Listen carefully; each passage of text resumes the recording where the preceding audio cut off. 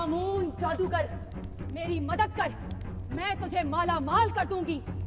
اب ہوگا موت کا کھیل شروع۔ مدینے کی وہ رات، ایک عجیب سی خاموشی نے رسول اللہ کے گھر کو گھیر لیا تھا۔ نہ جانے انہیں کیا ہو گیا ہے۔ کچھ دنوں سے آپ صلی اللہ علیہ وسلم پر ایک عجیب سی کیفیت طاری تھی۔ ایسا ان کے ساتھ پہلے کبھی نہیں ہوا۔ ہاں، یہ بے چینی، یہ الجھن آج تک کبھی نہیں دیکھی ہے۔ آپ کے نورانی چہرے پر اب سکون کی جگہ بے چینی تھی۔ اے اللہ کے نبی، آپ کو یہ کیا ہو گیا ہے؟ اللہ کے نبی پریشان تھے، صحابہ پریشان تھے، مدینے کی فضاؤں میں گھبراہٹ سی تھی، لیکن مدینے میں ایک اور آدمی تھا جو رسول اللہ صلی اللہ علیہ وسلم کی اس حالت پر خوش ہو رہا تھا، اور وہ تھا مشہور جادوگر لبید بن حاسم۔ میں ہوں لبید، شیطانوں کا مرید۔ لبید بن حاسم ایک یہودی تھا اور بنو جریق قبیلے سے تعلق رکھتا تھا۔ اس نے اس بار آپ صلی اللہ علیہ وسلم پر کالا جادو کرنے کی ناپاک سازش کی۔ مدینہ کے لوگ اس کے دیوانے ہیں میرے آقا، اسے روکنا ہوگا۔ فکر نہ کرو، میرے وار سے اب وہ نہیں بچ سکتا۔ اس کام کے لیے اس نے ایک بچے کی مدد لی جو آپ صلی اللہ علیہ وسلم کی خدمت کیا کرتا تھا۔ شامون، یہ کام تمہیں کرنا ہوگا، لیکن کسی کو خبر نہ ہونے پائے۔ اس نے آپ کے استعمال کی کنگھی اور سر مبارک کے کچھ بال حاصل کیے، ان بالوں پر ایک دھاگے سے 11 گیریں لگائی، موم کا ایک پتلا بنایا اور اس میں سوئیاں چبا دی۔ پھر یہ ساری چیزیں مدینے میں جروان نام کے ایک کنویں میں چھپا دی۔ اب ہوگا موت کا کھیل شروع۔ اس جادو کا اثر آپ صلی اللہ علیہ وسلم پر ہونے لگا۔ آپ بہت کمزور ہو گئے تھے، اثر مضبوط ہوتا جا رہا تھا، لیکن اللہ اپنے پیارے نبی کو تنہا کیسے چھوڑ دے۔ آخر وہ رات آئی، آپ صلی اللہ علیہ وسلم آرام فرما رہے تھے کہ 2 فرشتے آئے، ایک آپ کے سرہانے بیٹھ گیا اور دوسرا پیروں کی طرف۔ دونوں آپس میں بات کرنے لگے۔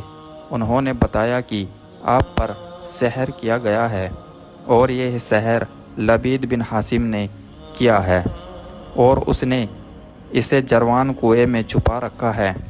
صبح ہوتے ہی آپ صلی اللہ علیہ وسلم نے 3 صحابہ حضرت علی اور حضرت جبیر بن عوام اور حضرت عمار بن یاسر رضی اللہ تعالیٰ عنہ کو جروان کنویں کی طرف بھیجا۔ وہاں سے جادو کا سامان نکالا، اس میں 11 گیریں لگی ہوئی تھی۔ اسی دوران جبرائیل علیہ السلام اللہ کا پیغام لے کر آئے۔ وہ پیغام تھا سورہ فلق اور سورہ ناس۔ ابو ارقم، وہ سورہ تو سناؤ جو ہمارے نبی پہ نازل ہوئی۔ ضرور۔ بسم اللہ الرحمن الرحیم۔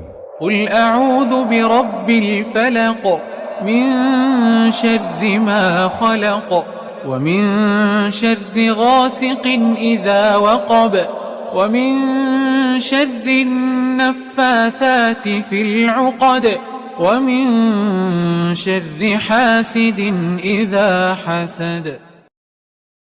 بسم الله الرحمن الرحيم قل أعوذ برب الناس ملك الناس إله الناس من شر الوسواس الخناس الذي يوسوس في صدور الناس من الجنة والناس۔ ہر آیت پڑھنے پر ایک گرہ اپنے آپ کھل جاتی۔ جیسے ہی 11ویں آیت پڑھی گئی، آخری گرہ بھی کھل گئی۔ اللہ کے نبی صلی اللہ علیہ وسلم ایسے اٹھ کھڑے ہوئے جیسے کسی نے انہیں باندھ رکھا تھا۔ اور اب آزاد کر دیا ہو۔ آپ پوری طرح صحت یاب ہو گئے۔ صحابہ کے چہرے پر خوشیاں جھلکنے لگی۔ مدینے کا کھویا ہوا نور لوٹ آیا۔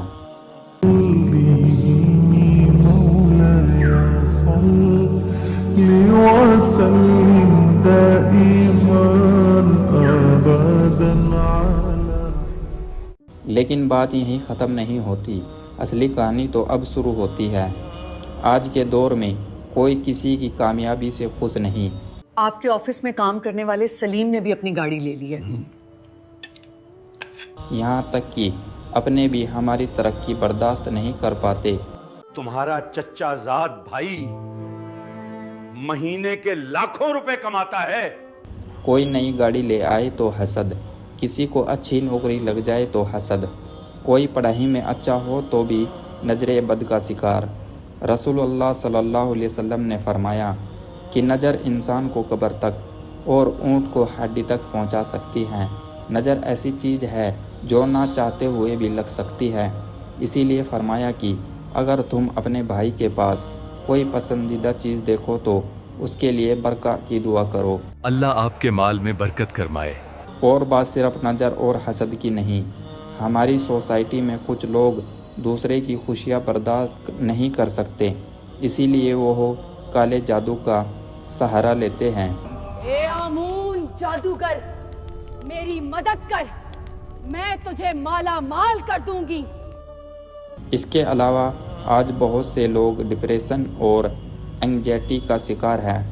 آج کی سائیکولوجی جسے نیگیٹو سیلف ٹاک کہتی ہے، وہ دراصل شیطانی وسوسے ہیں۔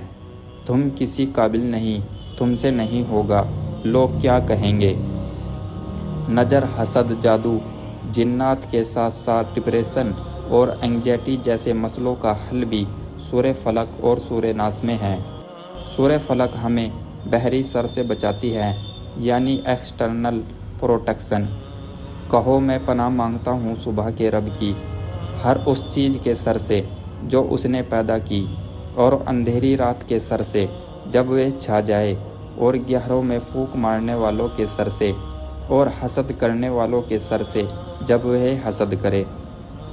اس سے معلوم ہوتا ہے کہ یہ صورت ہر مخلوق کے سر رات کے اندھیرے، جادو اور حسد سے بچاتی ہے۔ پھر آتی ہے سورہ ناس۔ کہو میں پناہ مانگتا ہوں انسانوں کے رب کی، انسانوں کے بادشاہ کی، انسانوں کے معبود کی، اور اس وسوسہ ڈالنے والے کے سر سے جو پیچھے ہٹ جاتا ہے، جو لوگوں کے سینوں میں وسوسہ ڈالتا ہے، جنات میں سے اور انسانوں میں سے بھی۔ اس سے پتہ چلتا ہے کہ یہ صورت دل میں آنے والے وسوسے، بے چینی، ڈر، شک، نیگیٹو خیال جیسے بچاتی ہے۔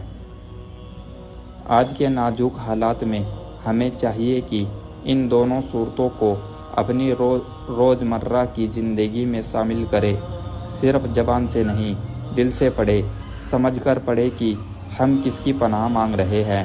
اپنے پرسنل اسپرچوئل ڈیفینس سسٹم کو ایکٹیویٹ کرے۔ قرآن کو سمجھنے اور سمجھانے کے اس سفر میں ہمارے ساتھ جڑے رہنے کے لیے چینل کو سبسکرائب کرے، ویڈیو کو لائک کرے اور اپنے دوستوں تک شیئر ضرور کرے۔ کمنٹ میں اپنی رائے ضرور بتائے۔